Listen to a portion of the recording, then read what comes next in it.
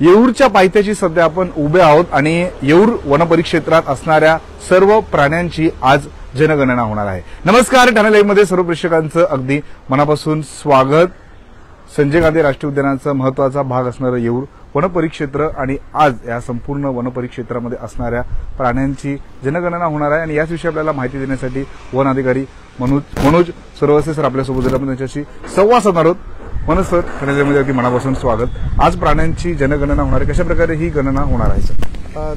दरवर्षीप्रमाणे आपण यावर्षी पण 12 मे 2025 रोजी आपण प्राण्यांची गणना होणार आहे। तर आपण ही गणना ही जवळपास 8 मचांवर ठेवलेली आहे। त्यापैकी ही पूर्ण जे मचांचं आहे ते ऑनलाईन होतं। त्यापैकी 16 पार्टिसिपेंट आपल्याला भाग घेतलेले आहेत। तर आज संध्याकाळी ते सगळे 5 वाजता इथं येणार, जमणार। त्यानंतर आपण त्यांना त्या मचांवर आपण त्यांना पाठवणार आहोत। मागील वर्षीची काय आकडा आहे सर? मागील वर्षी गणना जी झाली होती त्यावेळेस 152 प्राण्यांची गणना आपण झाली होती। तर त्या विविध प्रकारचे जे आपली बायोडायव्हर्सिटी आहे येऊरची, 152ची गणना झाली होती।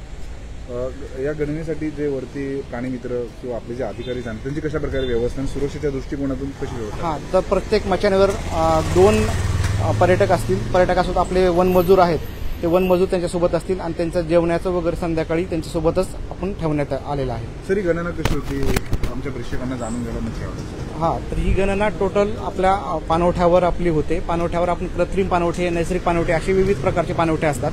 तर त्या पाणवठ्यावर चंद्राच्या प्रकाशामध्ये पूर्ण उजेड असतो आज रात्री।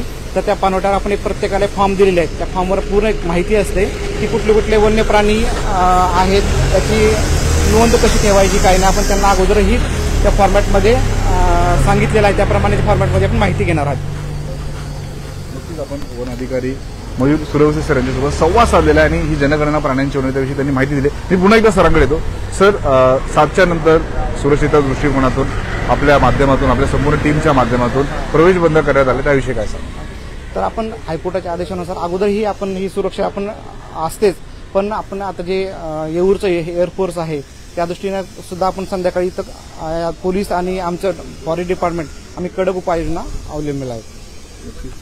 वन अधिकारी मयूर सुरवसे सर यांच्यासोबत आपण संवाद साधलेला आहे। येऊरच्या पायथ्याशी आपण सध्या आहोत आणि अत्यंत महत्त्वपूर्ण येऊर वनपरिक्षेत्र ठाणे जिल्ह्यामध्ये प्रचलित आहे। संजय गांधी राष्ट्रीय उद्यानाचा अत्यंत महत्त्वपूर्ण असणारा हा भाग आणि मोठ्या प्रमाणात वनसृष्टी, वनप्राणी या येऊरच्या जंगलामध्ये आपल्याला पाहायला मिळत असतात आणि अशातच या संपूर्ण प्राण्यांची दरवर्षीप्रमाणे आज वैशाख पौर्णिमेचं, बुद्ध पौर्णिमेचं औचित्य साधून ही जनगणना केली जाणार आहे आणि येऊर वाचवण्यासाठी आणि येऊरच्या वनजीवनाची संपूर्ण माहिती मिळवण्यासाठी हा सुंदर असा उपक्रम जो आहे तो वन विभागाच्या माध्यमातून राबविण्यात आलेला आहे। या उपक्रमाविषयी आपल्याला काय वाटतं? आपली मतं, आपली प्रतिक्रिया आम्हाला कमेंट बॉक्समध्ये नक्कीच कळवा। ठाणे शहरातली अशी प्रत्येक बातमी, प्रत्येक घडामोड आम्ही तुमच्यापर्यंत पोहोचत राहू।